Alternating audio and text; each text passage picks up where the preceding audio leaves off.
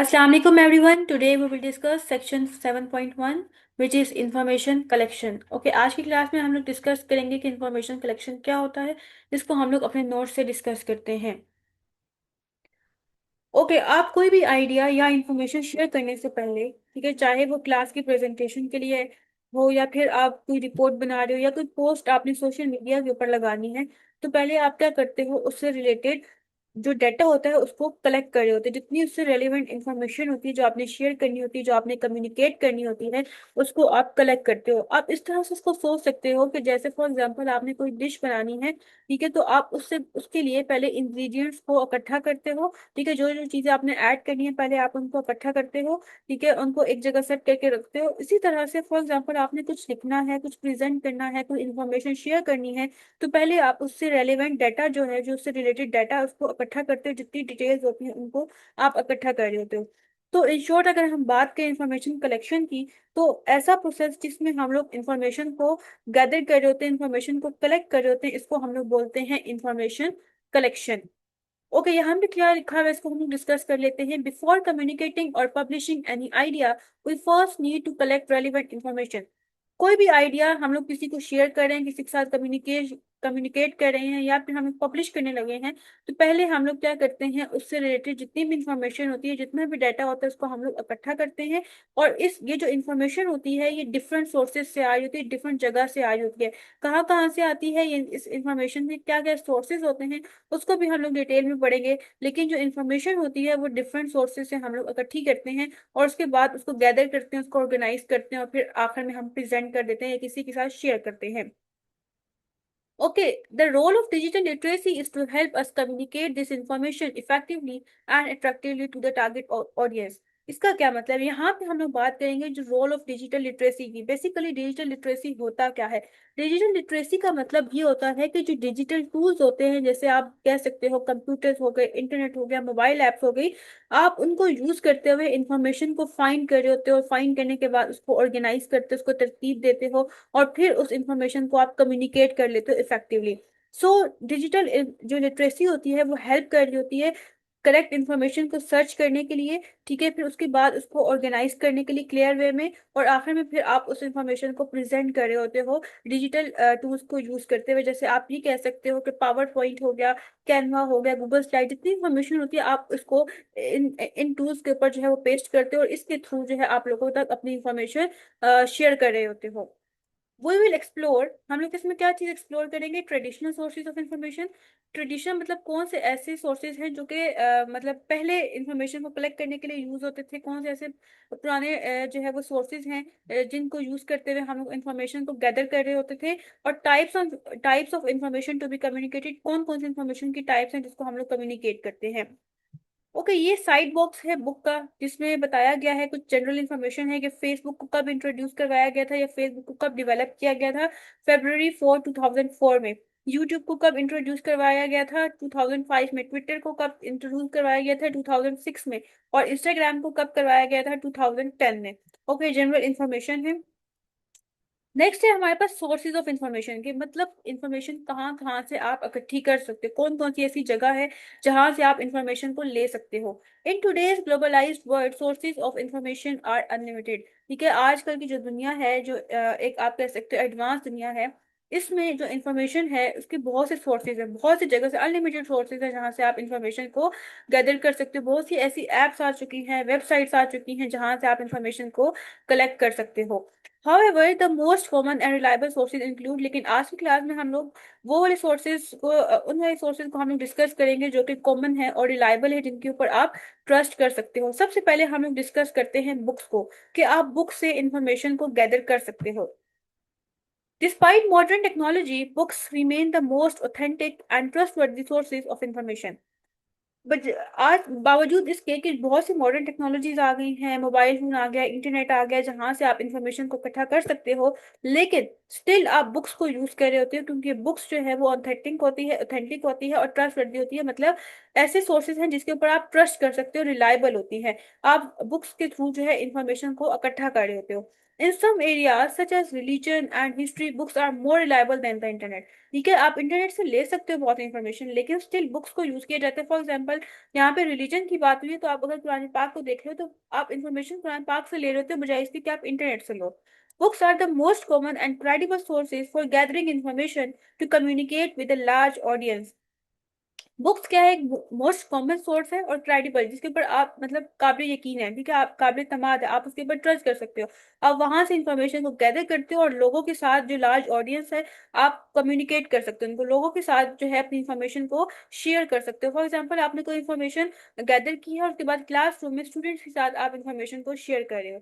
इसकी एग्जाम्पल क्या है, if you are assigned to prepare a presentation on role of women in Urdu literature. For example, आपको एक assignment मिली है, ठीक है, टीचर की तरफ से, और टीचर ने आपसे बोला है कि एक टॉपिक आपको दे दिया, role of women in Urdu literature, के जो खवातीन होती हैं उनका क्या किरदार होता है उर्दू लिटरेचर के अंदर, ठीक है, उसके ऊपर आपने प्रेजेंटेशन देनी है। अब आप क्या करोगे, सबसे पहले उससे रेलिवेंट जितनी इन्फॉर्मेशन है आप उसको इकट्ठा करोगे। ठीक है, जैसे यहाँ पे लिखा हुआ है, you can collect information from relevant Urdu literature books, ठीक है, इन your school library. School library की जितनी यहाँ पे बुक्स हैं उर्दू लिटरेचर से रिलेटेड, आप वहां से इन्फॉर्मेशन इकट्ठी करोगे, जिसके अंदर लिखा होगा रिटन अबाउट वुमेन और by women who played a significant role in Urdu literature, जिसके अंदर जो है वो खवातीन के बारे में लिखा होगा, या फिर उनका क्या रोल है उर्दू लिटरेचर के बारे में, उसके बारे में ये सब कुछ लिखा होगा। वहां से आप इंफॉर्मेशन को इकट्ठा करोगे। जब आप सारी इंफॉर्मेशन इकट्ठी कर लोगे, जो जो आपको इंपॉर्टेंट इंफॉर्मेशन लगेगी, आप उसको जो है वो गैदर करोगे। गैदर करने के बाद आप क्या करोगे, after collecting the information organize it digitally using tools. ठीक है, आप उसको प्रॉपर तरतीब दोगे, जो डिजिटल टूल्स का यूज करते हो, जैसे पावर पॉइंट हो गया, कैनवा हो गया, आप इसके अंदर वो इन्फॉर्मेशन जो है वो स्टोर करने की कोशिश करोगे और इसके ऊपर जो है लोगों को प्रेजेंट करोगे। जैसे क्लासरूम में फिर आप कैसे प्रेजेंट करोगे, जो आपने इन्फॉर्मेशन इकट्ठी की होगी वो आप पावर पॉइंट का यूज कर लोगे या कैनवा का यूज कर लोगे, या बाकी और भी बहुत से सॉफ्टवेयर हैं जिनके थ्रू आप अपनी जो प्रेजेंटेशन है वो प्रेजेंट कर सकते हो। नेक्स्ट है हमारे पास ये भी साइड बॉक्स है, डू यू नो, यहाँ पे है फर्स्ट एनिमेशन, ठीक है, और digital native. Okay, first animation में क्या है कि first viral video on the internet was the dancing baby animated releasing in 1996। Okay, first time जो वायरल वीडियो थी, या वीडियो कब वायरल हुई थी इंटरनेट के ऊपर, 1996 में। ठीक है, जो कि किसकी थी, जो कि एक डांसिंग बेबी की थी, जो कि एक एनिमेटेड थी। एनिमेटेड मतलब एक कार्टूनिक वीडियो थी जो कि वायरल हुई थी 1996 में। डिजिटल नेटिव क्या होता है, this term was first use in 2001। ठीक है, डिजिटल नेटिव का जो टर्म है, इसको फर्स्ट टाइम जो है 2001 में यूज किया गया था, जो कि डिस्क्राइब कर रहा था who grew up with the internet, मतलब ऐसे लोग जो कि इंटरनेट के साथ साथ ग्रो कर रहे हैं। आप इसको इसके मतलब एग्जांपल के साथ समझ सकते हैं कि फॉर एग्जांपल आप स्टूडेंट है, आप डिजिटल नेटिव है। ठीक है, कैसे, क्योंकि आप स्मार्टफोन को यूज करते हो, गूगल को यूज कर रहे हो, यूट्यूब को यूज कर रहे हो, सोशल मीडिया को यूज कर रहे हो ऑन द डेली बेसिस। ठीक है, लेकिन जो आपके पेरेंट्स हैं या ग्रैंड पेरेंट्स हैं वो डिजिटल नेटिव्स नहीं है। क्यों, क्योंकि उन्होंने जो है मतलब बिल्कुल स्टार्टिंग से टेक्नोलॉजी का यूज करना स्टार्ट नहीं किया था। ठीक है, बाद में अपनी लाइफ के मतलब उनके आप ये कह सकते हो कि मिड एज में जाके जो है उन्होंने टेक्नोलॉजी यूज करना स्टार्ट की थी। और ऐसे लोग या ऐसे बच्चे जो जब मतलब वो पैदा हुए और उसके साथ साथ उन्होंने टेक्नोलॉजी का यूज करना स्टार्ट कर दिया, जैसे आजकल के बच्चे होते हैं, ठीक है, वो मतलब बिल्कुल स्टार्टिंग एज से ही मोबाइल का यूज कर रहे होते हैं, वो डिजिटल नेटिव्स होते हैं। नेक्स्ट है हमारे पास इंफॉर्मेशन हम किस तरह से गैदर कर सकते हैं, वेब सोर्सेज के थ्रू, मतलब हम लोग वेबसाइट्स के थ्रू, इंटरनेट के थ्रू हम लोग इंफॉर्मेशन को गैदर कर सकते हैं। The internet is now the most common source of information. ठीक है, अब ये जो इंटरनेट है बहुत कॉमन सोर्स है इंफॉर्मेशन की, यहाँ से हम लोग इंफॉर्मेशन को कलेक्ट कर सकते हैं, गैदर कर सकते हैं। You can find almost anything from entertainment to education opportunities online. आप इंटरनेट पर हर तरह की चीज जो है वो सर्च कर सकते हो, वहां से फाइंड आउट कर सकते हो, वहां से इंफॉर्मेशन कलेक्ट कर सकते हो, चाहे वो एंटरटेनमेंट से रिलेटेड है, चाहे वो एजुकेशन से रिलेटेड है, चाहे वो स्पोर्ट्स से रिलेटेड है, जिस चीज से रिलेटेड है वहां पे हर तरह की इंफॉर्मेशन एग्जिस्ट कर रही होती है और आप उसको कलेक्ट कर सकते हो। जैसे यहाँ पे एक एग्जांपल है, if you want to find international scholarship for computer science student, the official website of international universities are more reliable than local one. For example, आपको एक इन्फॉर्मेशन चाहिए रिलेटेड टू स्कॉलरशिप, ठीक है, कंप्यूटर साइंस स्टूडेंट्स के लिए आपको scholarship चाहिए, तो आप क्या करोगे, आप उनकी ऑफिशियल वेबसाइट के ऊपर जाओगे और वहां से इंफॉर्मेशन को इकट्ठा करोगे। आप कैसे कर सकते हो, आप टाइप कर सकते हो, ठीक है, गूगल वगैरह के ऊपर international under graduate scholarship for Pakistani student, तो आपके पास जो है वो इंफॉर्मेशन आ जाएगी।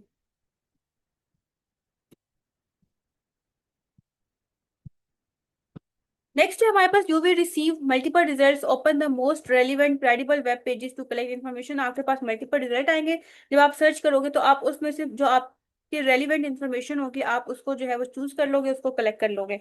नेक्स्ट है हमारे पास, आप इन्फॉर्मेशन को किस तरह से कलेक्ट कर सकते हो। नेक्स्ट सोर्स है हमारे पास surveys and Google form. Okay, survey क्या होता है और गूगल फॉर्म क्या होता है। सर्वे ये होता है कि फॉर एग्जांपल आपने ये चीज जाननी है कि कितने स्टूडेंट्स जो हैं एक स्कूल के अंदर वो मैथ सब्जेक्ट को मतलब उनका मैथ मैथ सब्जेक्ट फेवरेट है। आप क्या करोगे, हर स्टूडेंट के पास जाओगे और उनसे इन्फॉर्मेशन इकट्ठी कर लोगे, ये होगा सर्वे। ठीक हो गया। गूगल फॉर्म क्या होता है कि आप एक ऑनलाइन फॉर्म क्रिएट करते हो और लोगों को व्हाट्सएप के थ्रू सेंड करते हो या ईमेल के थ्रू सेंड कर रहे होते हो, और लोग जो है वो इंटरनेट के थ्रू उस फॉर्म को फिल करते हैं। जैसे वो फिल करते हैं और सबमिट करते हैं तो सारी इन्फॉर्मेशन आपके पास आ जाती है, ये होती है गूगल फॉर्म। ओके, इसको हम लोग डिटेल में पढ़ते हैं। Not all information is available in books और ऑनलाइन। ठीक हो गया, हर इन्फॉर्मेशन आपके पास इंटरनेट के थ्रू अवेलेबल नहीं होती, या हर इन्फॉर्मेशन बुक्स में नहीं मिलती। समटाइम्स जो है आपको खुद डाटा को कलेक्ट करना पड़ता है, कैसे, सर्वेस के थ्रू या फिर गूगल फॉर्म्स के through. Some data must be collected by you directly through surveys और गूगल फॉर्म। ठीक है, कुछ डेटा ऐसा होता है जो कि डायरेक्टली आप खुद उसको कलेक्ट कर रहे होते हो। एग्जाम्पल है, if you want to know the popularity और success of a new course in your school. For example कोई न्यू कोर्स आया है, उसकी आप देखना चाहते हो कितना पॉपुलर है स्कूल के अंदर।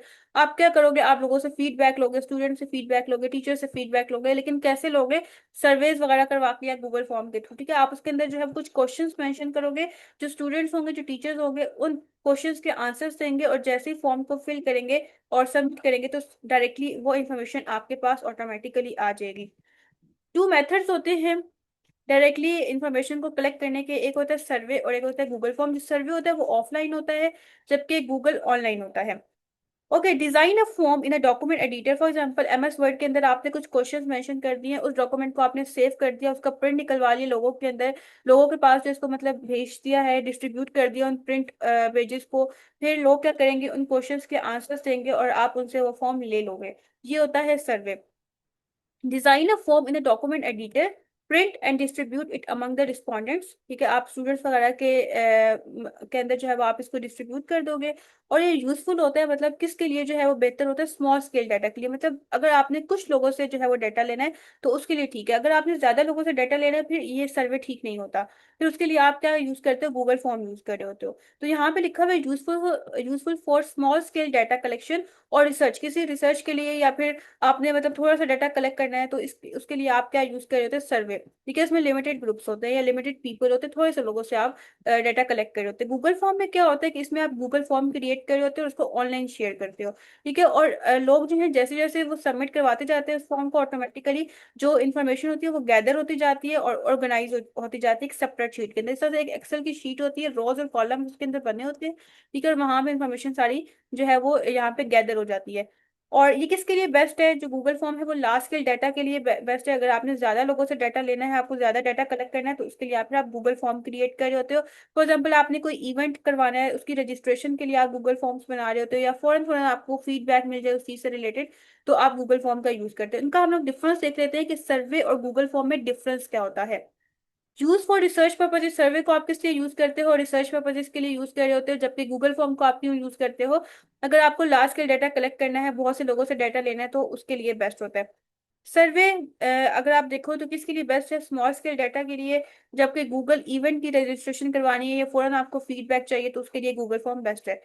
सर्वे में क्या होता है कि जो डाटा एनालिसिस होता है वो मैनुअल होता है। इसका क्या मतलब, फॉर एग्जाम्पल आपने क्वेश्चंस जो है वो लोगों को दे दिए, लोगों ने आंसर दिए, अब one by one her question को पढ़ोगे। ठीक है, फिर उसके बाद एनालाइज करोगे कि अच्छा, फॉर एग्जाम्पल आपने ये चीज देखी कि कौन कौन से स्टूडेंट ऐसे हैं जो कि मैथ उनका फेवरेट सब्जेक्ट है। ठीक है, तो आप उसके लिए सर्वे कर रहे हो, लोगों से क्वेश्चंस वगैरह जो है वो पूछ रहे हो उसके रिलेटेड, मैथ से रिलेटेड। ठीक है, कि किस किस को जो है ये फेवरेट है, किस किस का ये सब्जेक्ट फेवरेट है, लोगों ने आंसर दिए, फिर आप देखो काउंट करना स्टार्ट कर दोगे कि कितने स्टूडेंट का ये फेवरेट है। ये चीज आप मैनुअली कर रहे होते हो, लेकिन गूगल फॉर्म में ऑटोमेटिकली जो है वो डाटा एनालिसिस हो जाता है। ठीक है, चार्ट्स वगैरह बन जाते हैं और आप देख लेते हो कि कितने स्टूडेंट्स ऐसे हैं जिनका मैथ सब्जेक्ट जो है वो फेवरेट है। इसमें आपको खुद काउंट नहीं करना पड़ता, यहाँ पे मैनुअल कोई काम नहीं होता, ऑटोमेटिकली सब काम हो रहा होता है।